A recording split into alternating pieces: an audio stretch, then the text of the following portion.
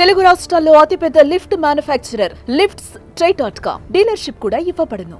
Vallabhaneni Vamsi arrest ఏపీలో political heat ను పెంచింది. గన్నవరం టీడీపీ కార్యాలయంలో కంప్యూటర్ ఆపరేటర్ గా పనిచేస్తున్న సత్యవర్ధన్ ను కిడ్నాప్ చేసి జైలుకు తరలించడం టీడీపీ వైసీపీ మధ్య మాటల యుద్ధం నడుస్తోంది.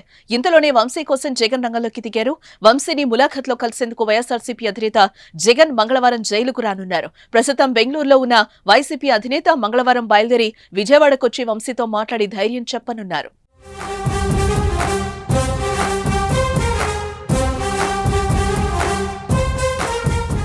ఇప్పటికే వంశీ అరెస్ట్ ను సోషల్ మీడియా వేదికగా జగన్ ఖండించారు. చంద్రబాబు ప్రభుత్వంపై తీవ్ర ఆగ్రహం వ్యక్తం చేశారు. ఆయన తప్పుడు కేసులు పెట్టి కొట్టి హింసిస్తే వారి పేర్లను తాము కూడా డైరీలో రాసుకుంటామని తీవ్ర వ్యాఖ్యలు చేశారు.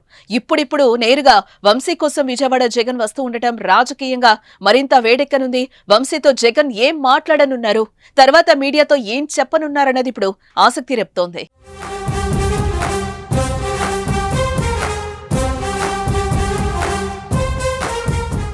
మరోవైపు వంశీపై పాత కేసులపై అధికారులు ఫోకస్ చేయడం, పాత కేసుల్లో పీటీ వారెంట్లు వేసి కస్టడీలోకి తీసుకునేందుకు పోలీసులు సిద్ధమవుతున్నట్లుగా వస్తున్న వార్తలు వంశీ కుటుంబ సభ్యులు, అనుచరుల్లో ఆందోళన కలిగిస్తున్నాయి. అలాగే అటు సత్యవర్ధన్ కేసులో కీలక ఆధారాలు సేకరిస్తున్నారు. హైదరాబాద్ లో వంశీ ఇంటికి సత్యవర్ధన్ వెళ్లిన సీసీ ఫుటేజ్ పోలీసుల చేతికి చిక్కింది. అలాగే వంశీ సెల్ ఫోన్ కోసం కూడా పోలీసులు తీవ్రంగా వెతుకుతున్నారు. హైదరాబాద్ లో ఆయన అరెస్టు చేసే సమయంలో పోలీసులకు ఫోన్ దొరకలేదు.